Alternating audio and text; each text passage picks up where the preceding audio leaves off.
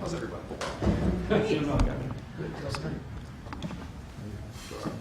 Yeah.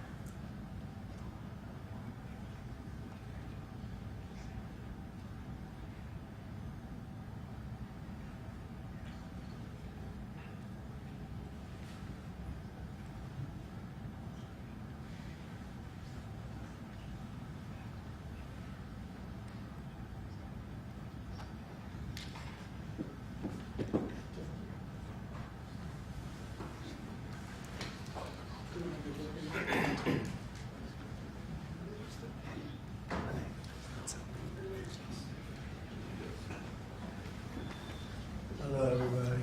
Thank you, Mr. President. Nice to have you. There's a big announcement. We have a lot of big announcements. They're sort of all big announcements, actually. It's wonderful to be in the Oval Office. I think you probably like it the best. You like it the best for press conferences? I sort of do. But today I'm excited to announce another historic achievement in our quest to lower drug prices for all Americans. Prices have come way down. We've gotten prices way down for groceries, for oil especially. Today we broke $60 a barrel. We think the oil is going to be under $2 a gallon very soon. That's about 70% lower than what it was just a year ago. So that's a big thing. And when the oil comes down, everything comes down. It's pretty beautiful to watch. AstraZeneca, the largest pharmaceutical manufacturer in the United Kingdom, is committing to offer Americans major discounts on their vast catalog of prescription drugs, one of the great companies, by the way, and a most favored nation's pricing clause. So most favored nation is you're going to pay whatever the lowest price anywhere in the world is, that's what you're going to be paying.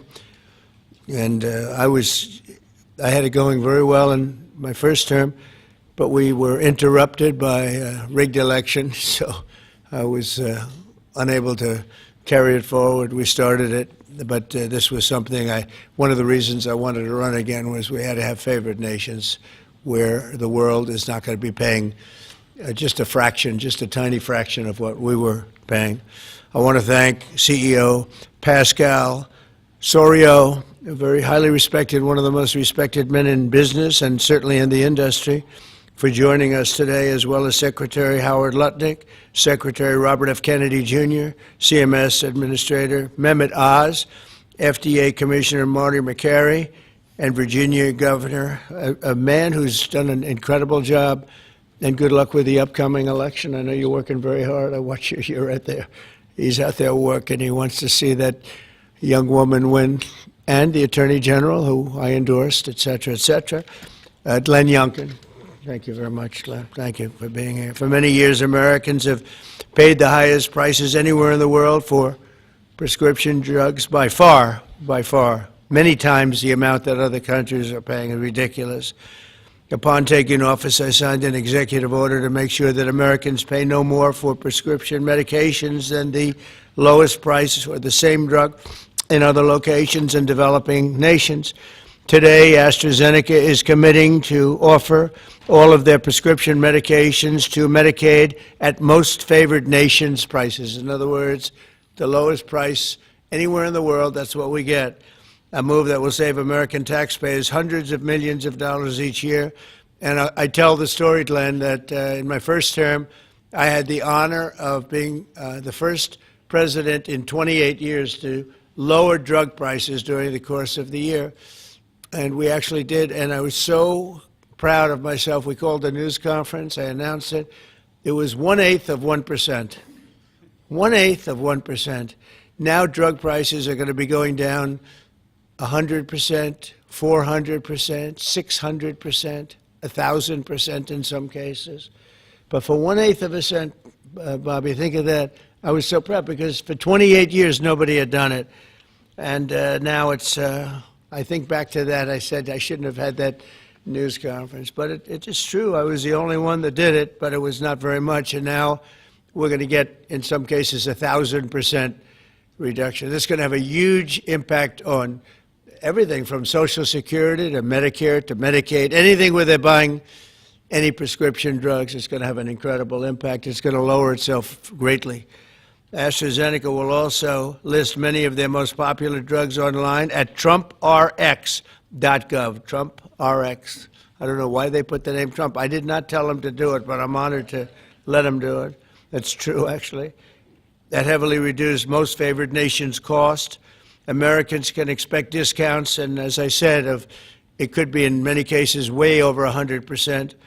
And as an example, one particular drug that's hot, very hot, 654% on inhalers, COPD and asthma, as well as certain diabetics medications.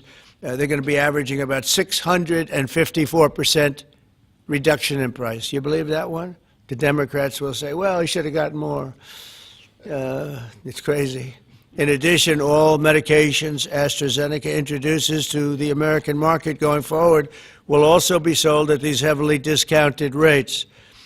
Furthermore, AstraZeneca will invest $50 billion in the United States over the next 5 years for research and development of new drugs and to onshore manufacturing facilities across the country, like the new plant that broke ground yesterday in Charlottesville, Virginia, where the governor attended. They had a tremendous group of people attending. It's going to have 3,600 jobs just to begin with. And that's going to be a fantastic plant. I saw a picture. It's going to be the best, right? You can't get any better. This is a tremendous victory for Virginia and for American patients and for everything, for the country. It's an amazing company to have coming over to the United States in such a big way. That's going to be a big part of the company. Presidents have promised for years to lower the cost of health care, but my administration is actually the first to do it and do it substantially, do it at numbers that nobody thought, even I thought, were not possible. When you think of it, if you got a 1%, 2%, 5%, that's good. You did a good job. We're talking about 100, 200, 300, 500, 700 in some cases, some big, big numbers. And the largest drug companies in the world are working with us to make this a reality. And so I look forward to being at your opening of that incredible facility. I hear something, and it's in a great location, Len, right? One of the beautiful locations. So I'd now like to ask Secretary Kennedy to say a few words, followed by Dr. Oz, Pascal, Governor Youngkin, and we'll take some questions afterwards. Would anybody like to have some questions? Yes? Oh, I'm shocked. Okay, we'll take them right after, okay? Bobby, please. Thank you, Mr. President. I talked about this a little yesterday in the cabinet meeting, but it's worth repeating because it shows this historical achievement as really monumental. When I was in my confirmation process, virtually every Democratic senator showed me their preoccupation with making sure that we completed, that I was going to continue to get a commitment from me to continue the IRA drug price negotiations. That the IRA required the Democrats, while President Biden was in the first year of the IRA, to negotiate 10 drug prices down. And then I was supposed to, my first year, negotiate 15 and 15 every year thereafter, and that was their plan. The Democrats claimed that they had a 22% reduction, and that was a great success. When we actually looked at that, when I came into the agency, we realized we were actually paying more for 8 of the 10 drugs. The 22% reduction was off of list price, and Medicare ended up paying more for 8 of the drugs, equal for the 9th, and about a 2% discount on the 10th drug. So that was the plan, and that's what they did. We are continuing the IRA negotiations, but thanks to the President's leadership, we have achieved something extraordinary here, which is a dream that he's had for 20 years because he's the common sense president. He saw something 20 years ago. He learned that we were paying 3, 4, 5, sometimes 10 times for the same drug as they were paying in European countries. Some of these drugs were manufactured in facilities in New Jersey and then sold for 1/10 the price in Great Britain, in London or Paris, that Americans were being charged for them a year. He saw that this was unfair. Every Democratic president, every Republican president has said that this was the gold standard. This is what we needed to do. Nobody's been able to change it. And when we came in, I have to say I was pessimistic about doing MFN. Dr. Oz was pessimistic. Our staff, John Brook and Chris Klump and the other people we brought in were all pessimistic. The president saw something that we didn't see, which is we had leverage. And that came through Howard and the tariffs, and we had extraordinary leverage to craft these deals. So last week we had Pfizer in, which is one of the biggest American pharmaceutical companies. Today we have AstraZeneca in with Pascal Sorios, which is one of the biggest European pharmaceutical companies. And the president asked us to do 3 things. 1, to get MFN prices. 2, to not bankrupt these companies. He understood that America has to be the center for innovation. The drug industry needs to innovate, that it's critical for its bottom line, it's critical for the health of the American people. And he asked us also to make sure that those companies would keep their promise to reshore this industry. For national security purposes, for our economy, it's critical. These companies are making these drugs in the United States. We were able to achieve all those things, and partially with the visionary help of Pascal, where is he? Of Pascal Sorios, who understood that innovation and the business doesn't work if everybody is not pulling the oars, if everybody doesn't have a skin in the game, the whole world was riding on our shoulders and riding on our dime. 70% of pharmaceutical revenues comes from this country. We only have 4.2% of the world's population, and we were paying for 80 or 90% of the innovation here, and the rest of the world was a free rider. And Pascal understood that that's not fair, and it's not a good, sustainable, long-term business model. And he came to the table. He was one of the first leaders to come to the table. I want to thank him for his vision, for operating with us in good faith. And this is an extraordinary deal. Not only that, but as the president just pointed out, he is also reshoring this industry here. He has 19 facilities already operating in this country. He has this other facility in Albemarle County that Dr. Oz went with Governor Youngkin and broke ground on yesterday. He has a second facility that is under construction in Kendall Square in Boston, another facility in Rockville, Maryland, and a fourth facility in Copper, Texas, right outside of Dallas-Fort Worth.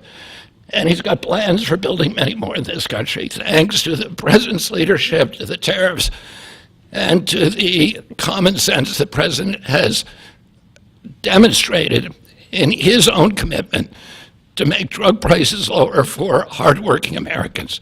So I want to thank the president for your visionary leadership. I want to thank Dr. Oz for his part, and Marty McCary in negotiating this deal.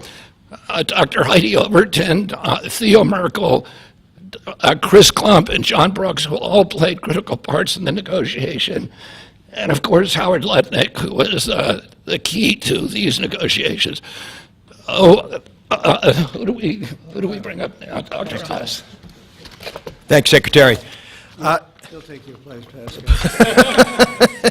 Oh, Pascal, I get to introduce Pascal, which I'll do with great joy and honor. So the world is watching as President Trump tries to make peace in every place he can go. But at the same time, President Trump is putting peace into the hearts of Americans and bringing peace of mind to them, especially Americans who cannot afford their medications. And just to put a number on this, as he releases us from the bondage of paying 3 times more for the exact same product made in the same factory, in the same pill box, in the same instruction manual overseas, rather in this country than we pay overseas, it creates an opportunity for us because, Mr. President, you're turning the art of the deal into the art of the heel. And that is something that you're going to witness today, and it's the second, and we have more coming, but this is a very important one, because I want to set the stage here. And, Ms. Secretary, you're too modest. Secretary Kennedy did have a vision to push hard on this. He understood we could give the right medications to the right people at the right time, and there is nothing more maha than giving folks life-saving medications in a timely fashion so you prevent illnesses and treat other ones that have already occurred. You save lives that way. That literally is what was on the line as we began negotiating these. So let's set the stage. Where are we right now? Why this order? Last week, in this very room, President Trump welcomed the CEO of Pfizer, and that company, a leading U.S. pharmaceutical company, pledged to provide exactly what the president promised. Massive discounts to allow us to have most favored nation drug pricing in this country so we don't allow our people to pay more than folks overseas. And this was unthinkable even 6 months ago, 7 months ago when we came into office. And Americans now have the ability to do that, but we needed to prove it was scalable. So we went to AstraZeneca, which is the leading pharmaceutical company, a leading company in the entire world, but a massive opportunity in this march to MFN, a march to most favored nation drug pricing. And to have this message land clearly, we needed to make sure that the president's demand for fair drug pricing was heard all around the globe.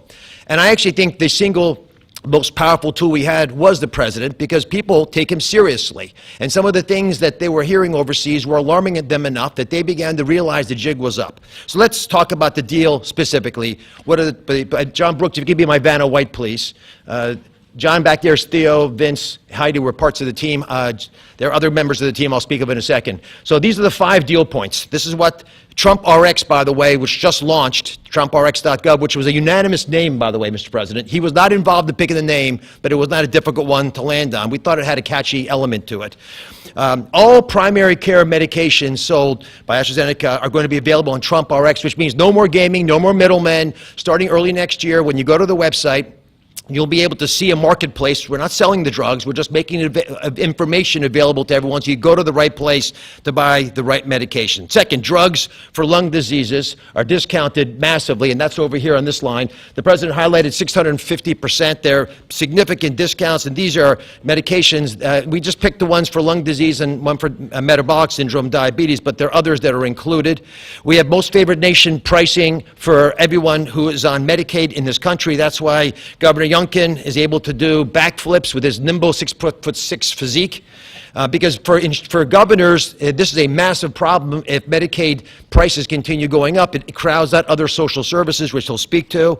We also have MFN for all new prescription drugs. Mr. President, by the time this term is done, 95% of all drugs sold in America, branded drugs and generic, will be available at most favored nation drug pricing. Americans are going to benefit if the prices drop abroad, so Secretary Lutnick is going to make sure that if we get better prices for these companies from our partner countries overseas, the American people see those benefits, and there's going to be onshoring of manufacturing. And as has been mentioned, I stood with Governor Youngkin and Pascal Soriot as we broke ground yesterday in Charlottesville, Virginia, a massive $4 billion facility. That's the hard hat, Mr. President. I know you like construction, so that was all I could bring back. But there was a lot of remarkable energy. And here's what that event really does. It sends a signal. It sends a signal for all countries around the world to stop freeloading off American innovation. It's done. It's not going to happen anymore with this president.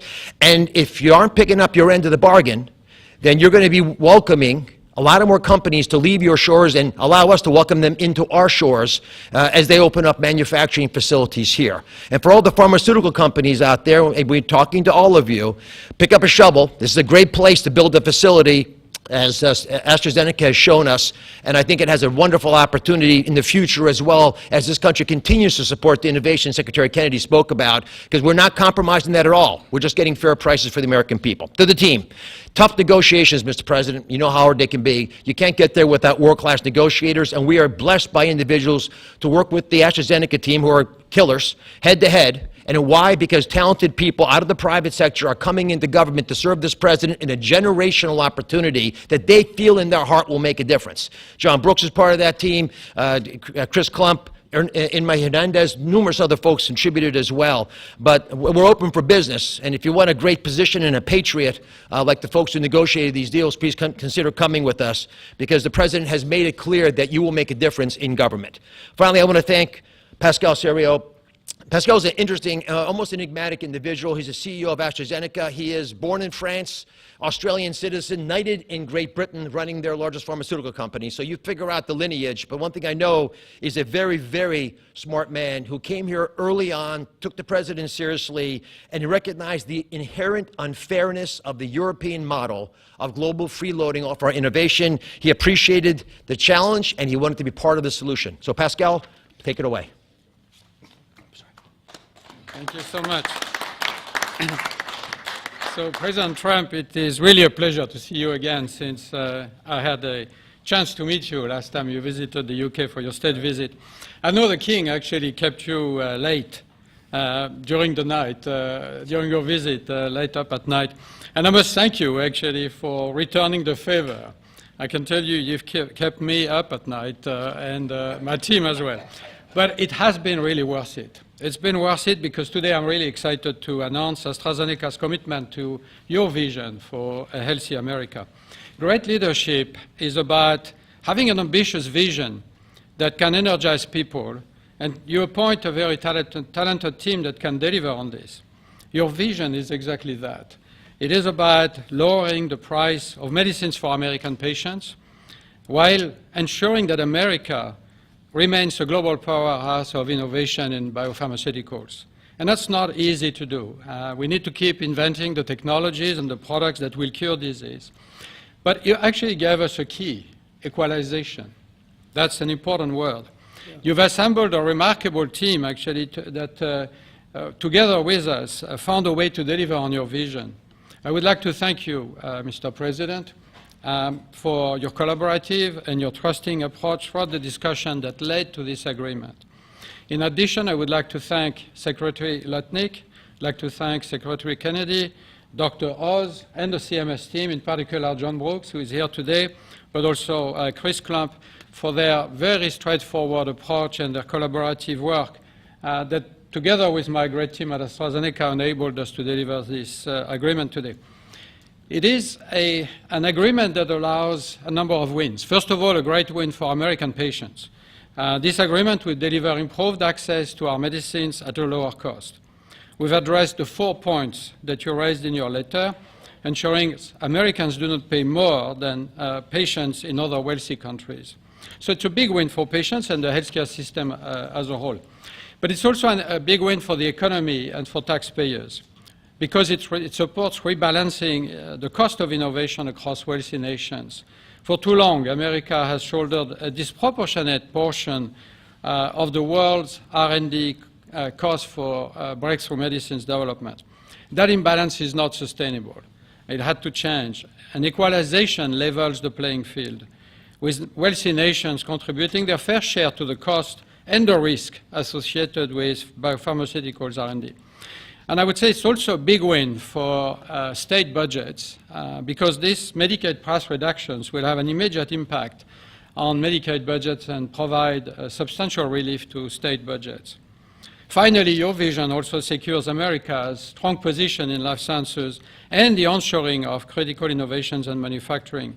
As a company, we will invest $50 billion in manufacturing and in R&D. We already have a large presence in the United States. We have 19 sites, and we employ 25,000 people around the country. They're all developing the new generation of medicines. But we'll continue to increase our presence in this country. We're expanding our manufacturing footprint in Texas. We're building our second large R&D center in Kendall Square in Boston.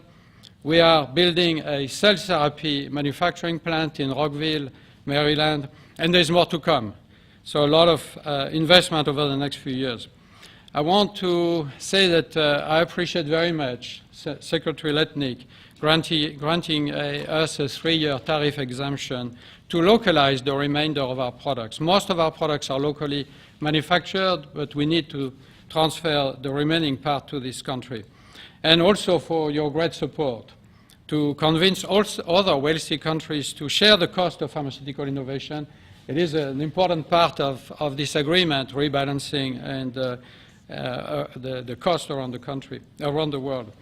Yesterday showcased our commitment to the United States with this $4.5 billion investment in the beautiful Commonwealth of Virginia to manufacture what we call API, active ingredients for our medicines, but also antibody-drug conjugates that are such a critical part of the future treatment of cancer care, what is called smart chemotherapy, targeted chemotherapy. I want to thank Dr. Oz for joining us for the groundbreaking ceremony near Charlottesville, together with Governor Youngkin. And I actually love your AstraZeneca hat. I know you wanted to bring a shovel, but didn't make it to this beautiful room. I have to say it has been a great pleasure to work with Governor Youngkin and his team, in particular Secretary Segura, on this investment. Like you, President Trump, they are deal makers that move at the speed of business. And it's very important for us company to be able to work with people who understand who we are and move very fast. Our new facility will be a great example of Virginia supporting domestic production of medicines for America, enhancing national security in pharmaceutical supply, but also creates thousands of highly skilled jobs. Governor Youngkin gave me a beautiful Virginia flag that we will proudly fly alongside the American flag in front of our new facility. So AstraZeneca's commitment to the United States is very strong, and this agreement ensures we'll make an even bigger difference for American patients. So, Mr. President, thank you again for welcoming me in this beautiful office and for making this moment possible. Thank you so much. Pascal. Thank you very much. Over to you, Glenn. Well, first of all, I just want to thank everyone for celebrating this landmark moment. This landmark moment is not just a moment to announce a new way to buy less expensive life-saving medicine, but it is a step function change in the way that Virginians and Americans can access medicines. And it is a step function change because historically there was an opaque pricing mechanism that had so many people standing between the manufacturers and the patients that no one knew really what it cost. Well, now we can go direct to consumers. And that's what Trump RX is all about, going direct to consumers, where a consumer can come and find that particular medication that they need and go direct to the company and get the best possible price. Second of all, the most favored nation clause is a groundbreaking moment. It's a groundbreaking moment because, as you've heard, that American customers have been paying 3, 4, 5 times what international customers have been paying. That is just not fair. And Mr. President, I want to thank you for simply recognizing that America must come first. And Americans deserve the best pricing, not the worst. It changes everything for a state. In Virginia, we have $1.5 billion a year of pharmaceutical expenditure under our Medicaid plan. $1.5 billion a year. We save 10%, 20%, 30%. All of a sudden, 150, 300 million, 450 million in savings can be realized by a state. Now, I firmly believe that's the people's money, and it should go back in tax relief. But think about the change that that enables for a state as they manage their health care expenditures. Finally, Mr. President, you have driven a reshoring of critical supply chains that no one thought could happen. The industries that everyone thought were lost are now coming home, and with pharmaceutical manufacturing and active pharmaceutical ingredients particularly coming back to America, it changes everything. It's an economic moment for us. Yes, $4.5 billion into the Virginia economy, and that will in fact translate into $3 or $4 of extra economic impact for every dollar that is spent, 3,600 great paying jobs. But it's even more than that.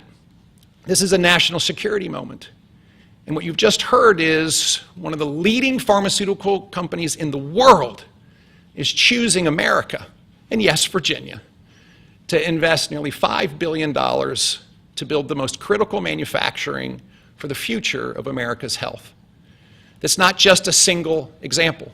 It's happening all over. And in fact, in Virginia, Mr. President, we've been blessed with nearly $10 billion of commitments to build new pharmaceutical manufacturing in the great Commonwealth of Virginia.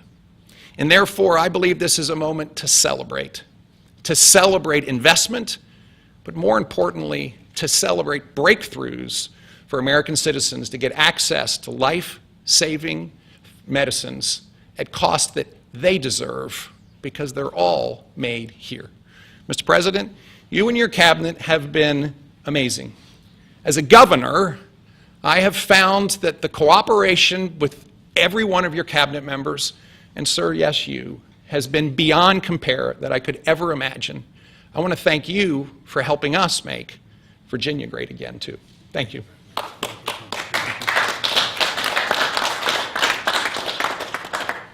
So we have, at this moment, I think we just cracked $18 trillion in commitments and investments in our country. As an example, the last administration was far less than $1 trillion for 4 years. We're at plus $18 trillion for 8 months. There's never been anything like it in history, in any country, anywhere in the world, so that's great. But maybe for purposes of this, more importantly, we're going to bring drug prices down at numbers that nobody ever thought possible, Glenn. I think nobody ever even thought it was possible. So we're going to be doing a lot of business, but we're going to be also numbers that when you're 2, 3, 4, 500% less. I just noticed one of them over here, 654% discount. 654. The laggard is 98%, right? 9 is that what? Wow, 96, 230%, but 654. And we have some that top that by a lot. So it's really going to be incredible, and that's going to be so good for Medicaid and Medicare and everything. Frankly, for your life, it's going to be so good. So nobody ever thought they were going to see. And don't let Democrats take the credit, because they'll try. They'll say, "Oh, we worked so hard on it." They didn't work hard. They did. They obstructed. They actually did the opposite.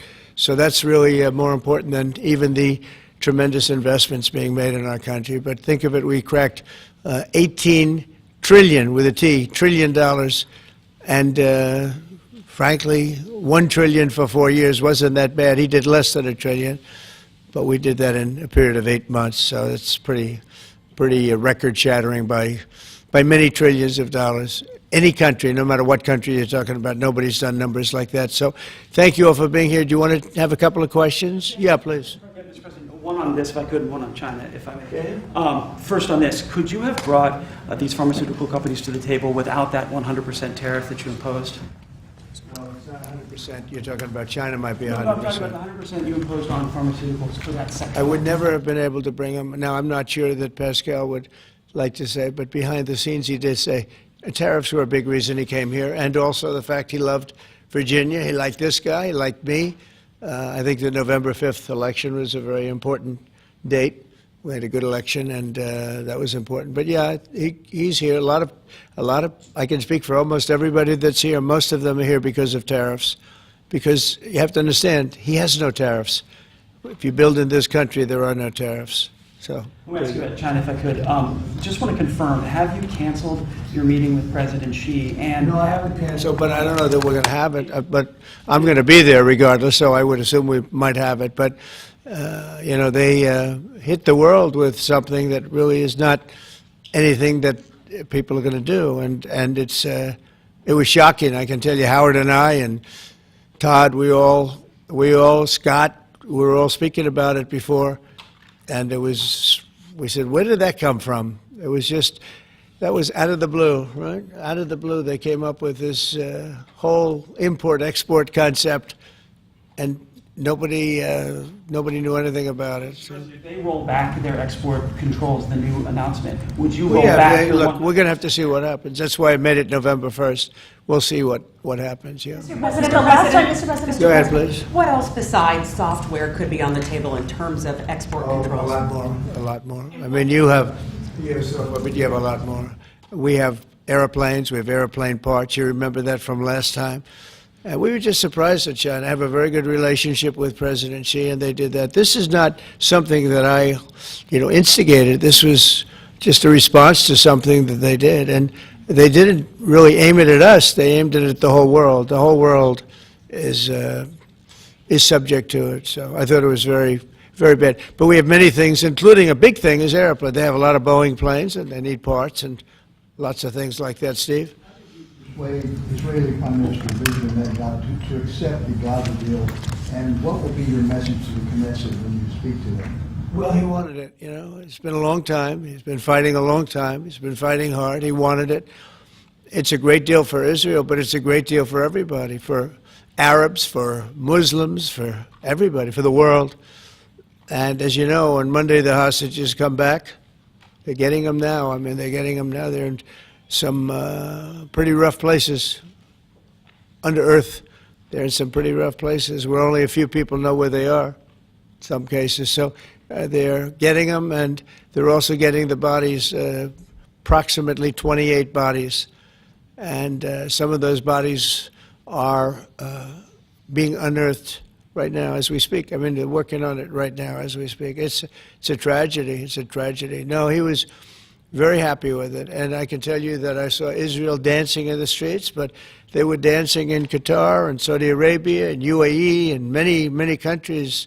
I saw Egypt. They were dancing. I'll be going to Israel. I'll be speaking at the Knesset, I think, early on. And then I'm also going to Egypt. They were terrific. But all of the countries were great. Indonesia was great. Jordan was great. They were all great. Everybody wants this deal to happen. What happens in Gaza the day after the hostage release? Day after what? The day after the hostage release, what happens there then? Well, hopefully you're going to have great success for I call it everlasting success. I think you will too. I think you're going to have tremendous success, and Gaza is going to be rebuilt. And you have some very wealthy countries, as you know, over there, and it would take a small fraction of their wealth to do that. But and I think they want to do it. And we're also setting up, as you know, a board of peace. It's called the Board of Peace. I don't know if that's the final name, but the word peace is definitely in there. They have asked me if I chair it. We'll make sure things go well. And how confident are you that the ceasefire will hold? I think it'll hold, yeah. I think it'll hold. They're all tired of the fighting. Don't forget, you had October 7th, which was a horrible day, 1,200 people killed. But Hamas has lost 58,000 people. That's big retribution.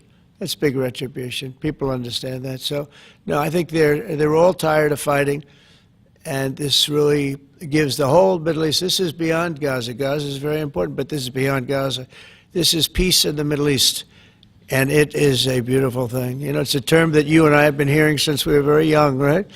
And now we have a chance of really having that. And as you know, most of the countries have passed all these resolutions. Every country is there. Iran came in. I was very happy to see that. I was very honored that Iran came in. They said they support it. Russia came in. President Putin, he supports it fully, very fully. So I was happy to see even countries that weren't necessarily involved in the process, they all support it. I don't know of anybody that doesn't. And I've never seen happier people than many of these places, not just Israel. Many of these places, they're all dancing in the streets. I've never seen anything like it.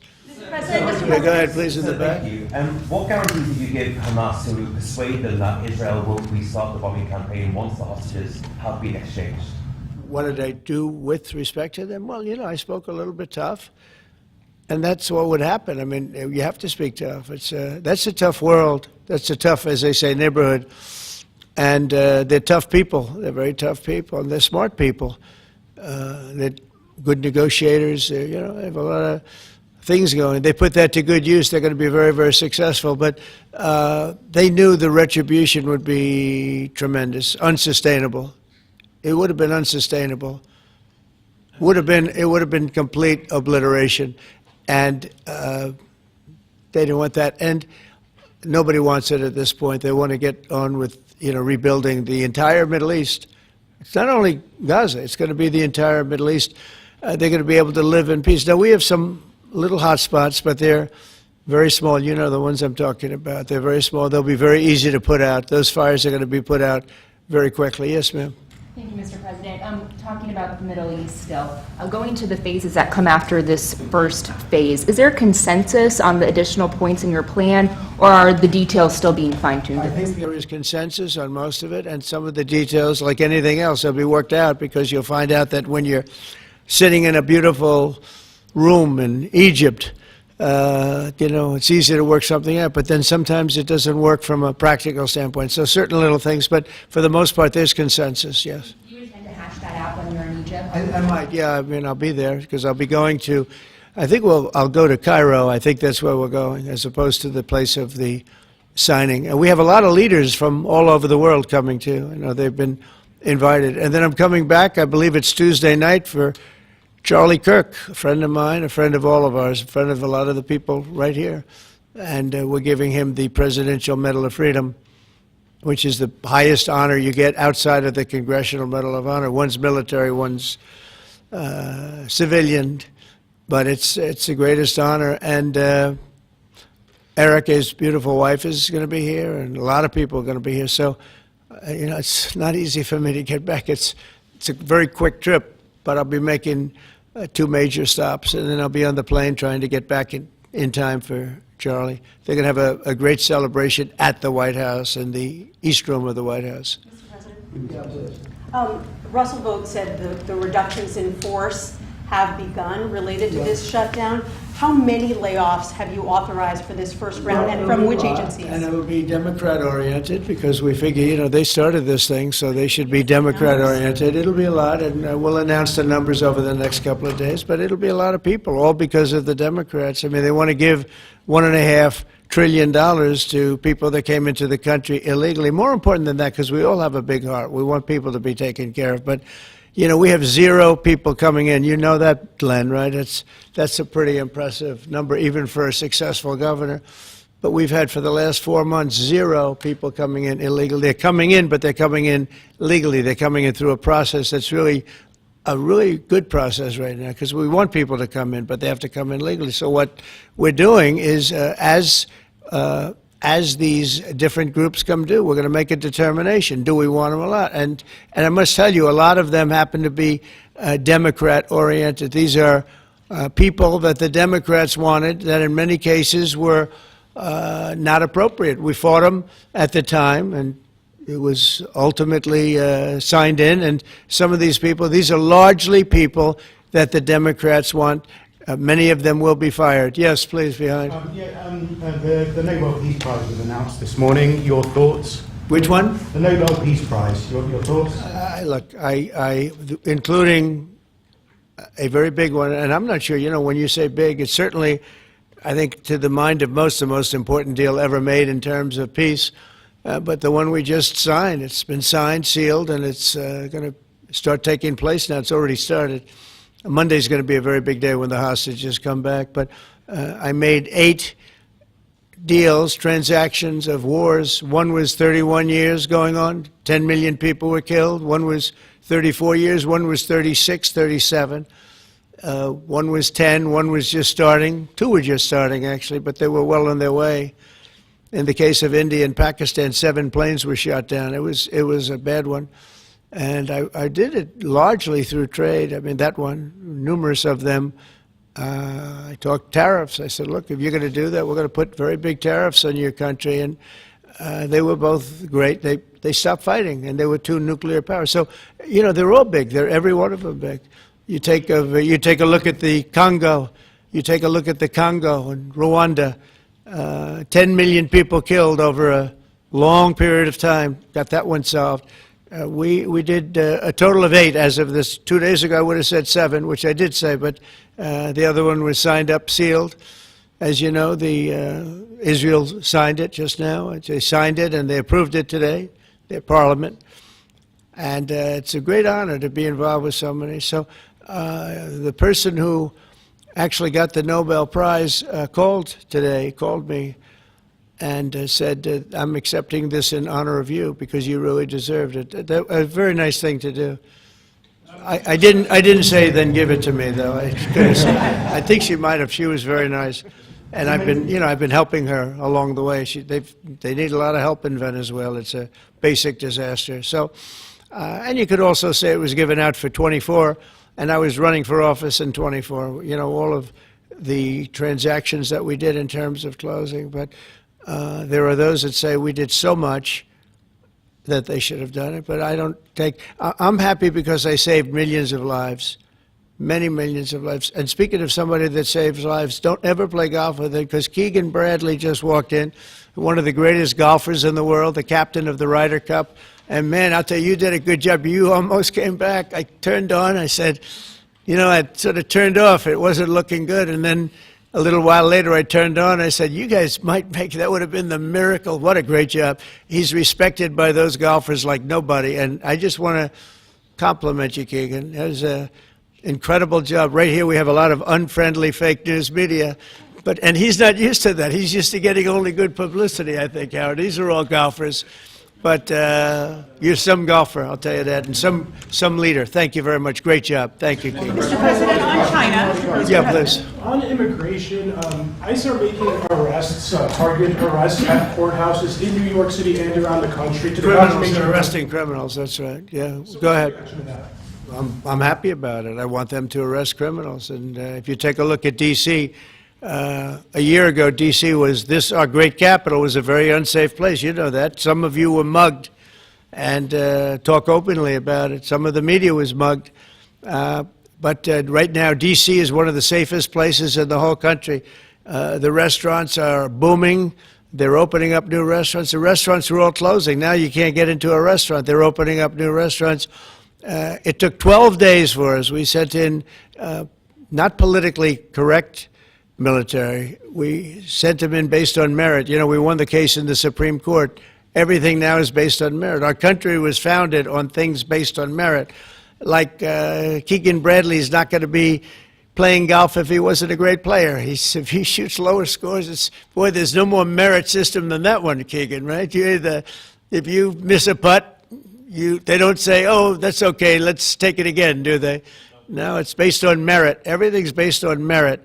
And we're back to the merit system. And when they saw that military is all about merit. They're big, strong people that they're patriots too. And you take a look at D.C., and now we're in Memphis, and Memphis was really crime-ridden. It was terrible. A lot of people being killed. And they say in 12 days they can't even believe how much better it is. And it'll take probably a month over there, and we're heading to Chicago because we want to save Chicago. Do you know they had over 4,000 people killed in Chicago over a short 4,000 people, and I have to watch this slob of a governor stand up and say that, well, everything's okay, we've got it under control. They had 4,000 people murdered over a very short period of time. There's not a city in the world, I don't believe, that can claim, you hear so much about different, I won't, embarrass anybody, like by saying Mexico City or by saying anywhere in Afghanistan. There's no place like that. And then I have to listen to the mayor who's got a 5% approval rate, maybe less. He's an incompetent man. And the governor's an incompetent guy. He's a guy that was thrown out of his family business like a dog. And I know his family very well. And now he's a governor. And when I watch him trying to say that it's okay, we have crime under control, I lost 4,000 people over a very short period of time. I believe it's like 6,000, 7,000 people were shot but didn't die. But 4,000 people died. And then he gets up and talks about how it's not a problem. Or Portland, Oregon. I mean, every time I look at that place, the place is burning down. There's fires all over the place. When a store owner, there are very few of them left, but when a store owner rebuilds a store, they build it out of plywood, and they don't put up storefronts anymore. They just put wood up because they know it's going to be ripped down. And then I hear how wonderful it is. It's not wonderful. It's a disaster. That's almost an insurrection, that place. So we put our people in there, and they do the job, and they've really done the job. And the beautiful thing is we've done it. 12 days we had this place safe, and now it's, I would say within a month it was beautiful, and it continues to be. That was 3 months ago. I'll tell you, D.C. now is one of the hottest places, just like this country. We were a dead country, and you've heard me say it 100 times. We were a dead country. King of Saudi Arabia said it. Others say, the Emir of Qatar said it. Many, UAE said it. The leader, great leader, UAE, all great leaders, they said effectively the same thing. 1 year ago, we had a dead country. Now we have the hottest country anywhere in the world. I just want to thank everybody, and I want to, in particular, thank AstraZeneca. What a great company you have. What a company you've built. You've been there a long time and done some job. It's an honor to have you. I assume you're going to build, so it's $4.5 billion for a plant. That's a pretty big plant, isn't it? I was going to say, could he make it a little bit more? Well, we have a couple of them where they're going to spend $65 billion on one plant, AI. All I know is it's, AI is based on information. I hope they're right about information. I don't know. You're going to make a lot of money there's got to be a lot of information out there, but that seems to be pretty hot. But we have a lot. We're leading the world on information on AI, as you know, by a lot. It's not even close. So we're doing a job. And I want to thank everybody, but in particular, Pascal, thank you very much. It's a great honor. Thank you. Thank you very much. Thank you, everybody. Have a good time. Thank you, press. Thank you, press. Thank you, press. Let's go. Thank you. Thanks, guys. Thank you. Thank you, press. Thank you, press. Let's go. Let's go. Thank you, guys. Thank you, press. Right out this way. Thank you, press. Thank you. Let's go. Let's go. Thank you.